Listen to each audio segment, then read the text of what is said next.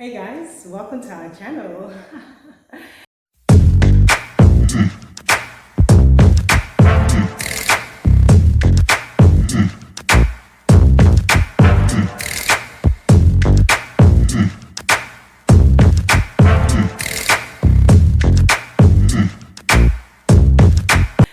Hey guys, welcome to our channel. So basically, what we'll speak about today are okay, it's not so much a secret. It's basically roles that are there that most people don't know.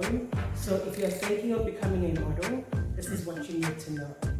Alright, firstly, you must have generic hair or hair that makeup art or hairstylist rather can play around with. In other words, if the hairstyle for the shoot is an up pony, that your hair can tie an up pony if it's long enough, that your hair is a color that is more or less a standard color.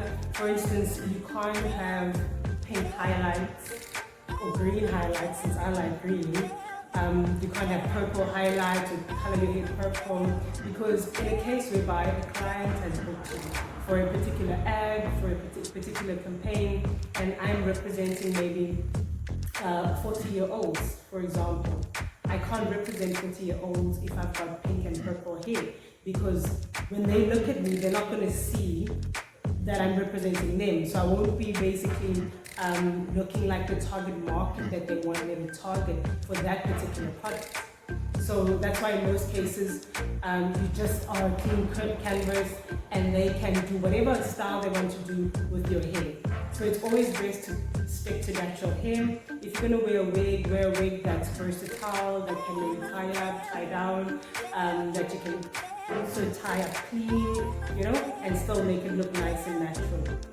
So that's the first one. Second one, nails. They have to look as natural as possible. I cannot rock up with my favorite color nails, like green nails with like gold glitter on them and stuff like that.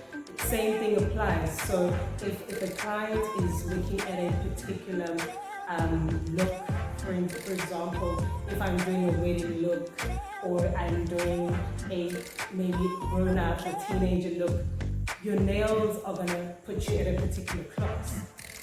They'll put you at a particular style.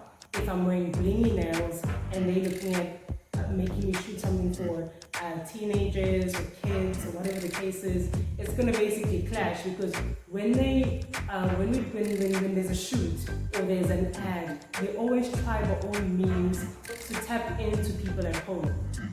So if it's too outside the box, people tend to not relate to that particular product with them and think it's for other people and think it's for something else, or think it's just a far-fetched thing on TV or in a magazine.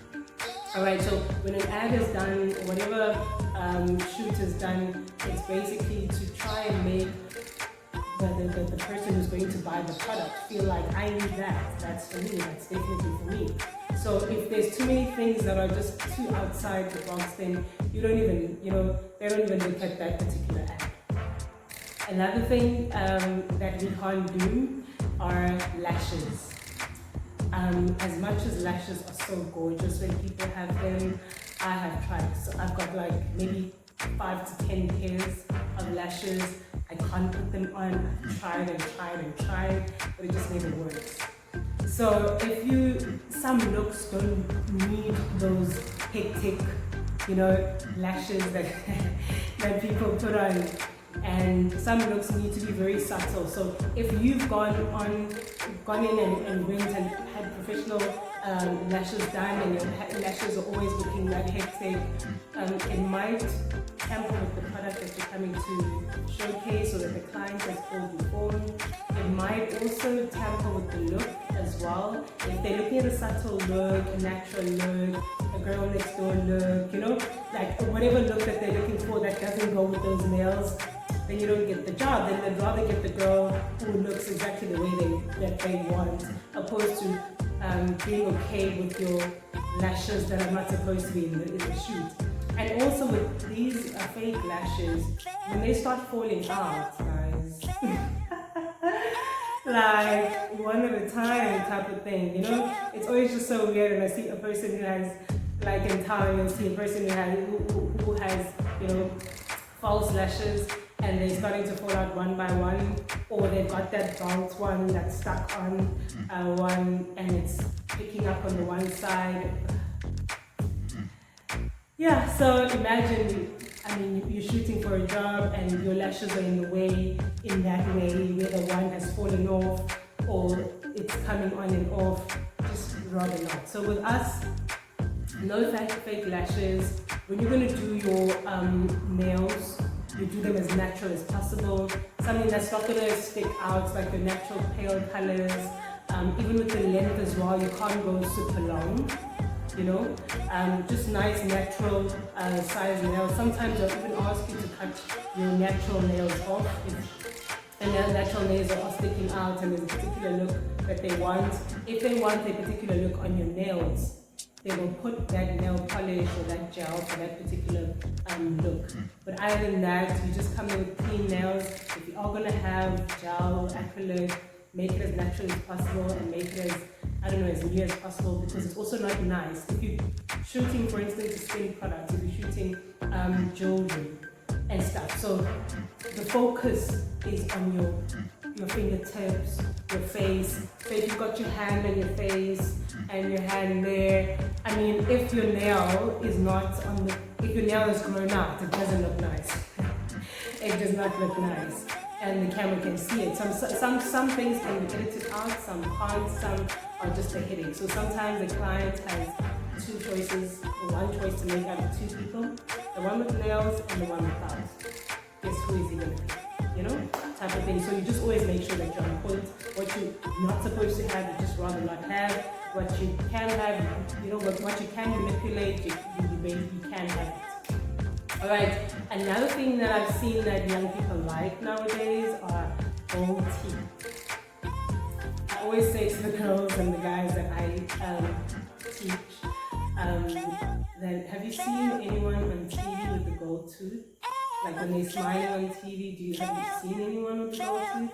It's very distracting when it comes to shoots and cameras and stuff. The light hits back and, you know, all sorts of things happen. So you would just rather not.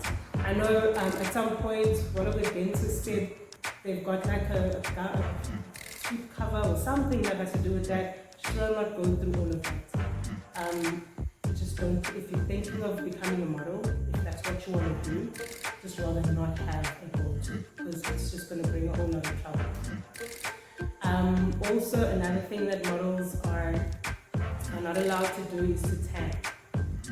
The lighter skin models, you're not allowed to tan. Even the darker skin, whoever loves tanning, you don't tan. Firstly, it's bad, it's very bad for your skin. Secondly, the tan lines afterwards. Sometimes when models tan, or people tan rather, the skin will peel, the uneven skin tone, when you're doing a shoot, the way the lighting will sit on the uneven skin tone. Some of the stuff can be edited out from pictures, but from videos, it cannot be edited out. So it just ends up becoming a hassle. And just to make sure that you're keeping your skin nice and healthy, rather just not tan. Another thing that is also very important that people might not know is that as a model, you should be available all the time. I mean all the time. Sometimes they can book for a shoot that will start on Friday to Monday, and you're going to be at whatever site or wherever the shoot is going to take place. Or a shoot can be from 8 p.m. to 3 a.m. You know, because they want to shoot at a particular location where there's no interruptions. Like for instance, if you're doing a shoot for a particular mall, think of Pavilion here in Durban or Mall of Africa, and if they want to shoot something that has to do with the mall and they want to shoot in the mall, they can't go shoot there during the day. You know what I mean? Because there's a hell of a lot of people, moving people out the way, and all of that is just so unnecessary. So what they usually do is the time slot of the shoot will start when there are no people. So if the mall closes at 9 or at 10, so the shoot will start at 11 or will start at 10. Depending on how many hours they want to shoot for, we'll start from 10 p.m. all the way to 3 in the morning if it was meant for whatever amount of hours. So you have to always be available. And if it's holidays as well, the client might prefer to shoot on holidays because they want a particular scene or they're trying to meet a certain deadline. So it's always important to try and make sure that you're available and inform your agency if you're not going to be available, so that when they send people for castings or whatever the case is, they know not to send you, so that you don't have to go through the whole no, I'm not available, no this, no that. It's just better for your agency to know if you're not going to be available for a particular period, for the holiday period, you tell them on time that, guys, I'm not available. So yeah, those are the top 7 that I can think of that I'd like to share with you guys. That if you look around, if you have models around you, or if you are looking into modeling and stuff like that, look at your local models, follow them on your Instagram, look at pictures that where they are not shooting, like where it's not a campaign or it's not work, where they're just chilled and whatever. They always most of them would just be chilled, would just have a nice plain look. You're not going to see hectic pink hair, you're not going to see hectic pink nails and hectic stuff, because of the way we're supposed to keep ourselves, to keep the job, or to make sure that we get the jobs. It ends up becoming your general look, of simple beauty. Simple to natural beauty, because you end up looking more natural than fake. I'd like to think. So yeah, most of the things are not too exaggerated. You just have to keep as plain and simple, so that it's easy for the clients to transform you to whatever it is that they basically want you to look at. Okay guys, another very important rule. You do not post any videos, any pictures of the content of the shoot, of whatever it is, before it is released. So some clients might have a release date for whatever shoot that you did, whether it's an ad, whether it's a clothing shoot, a clothing line. They might have a release date and do a whole lot of things around that. And you have already posted on the side. So you do not post, or you ask for permission once you've taken, because in between they allow you to take pictures, videos, or whatever the case is. They allow you to do it, but some people do not want to, some clients rather, do not want you to post before time. So you wait for the client to post the stuff first, and then you will post it.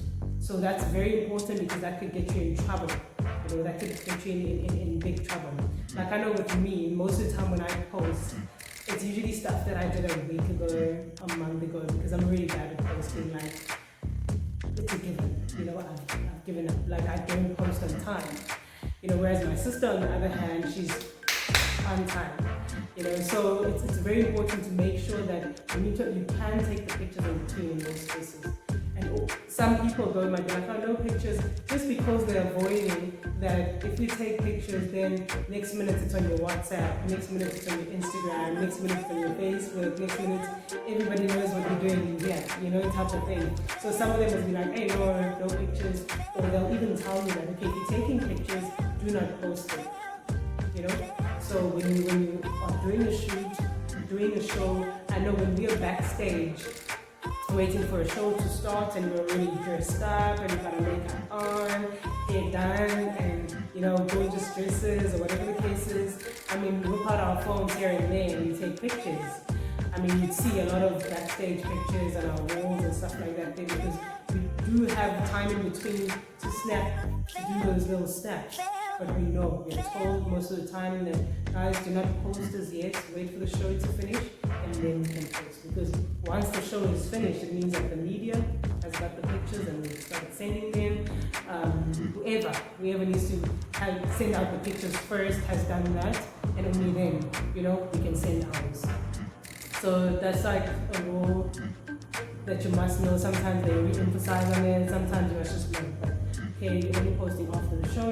If you're gonna post before the show, it could just be, selfie shots, or just not stuff that's gonna showcase the look and garments and so it's important to know that one, because that one can definitely get you in trouble. So yeah, another thing would be the jewelry, especially when you come for a show, for a shoot. You usually take off your jewelry. Take off all your jewelry. Like for instance, I'm married, so when I go for a show, when I go for a shoot, I don't wear my proper wedding ring. I wear like maybe an engagement ring or a band in case I have to take it off, so that I don't lose the actual ring.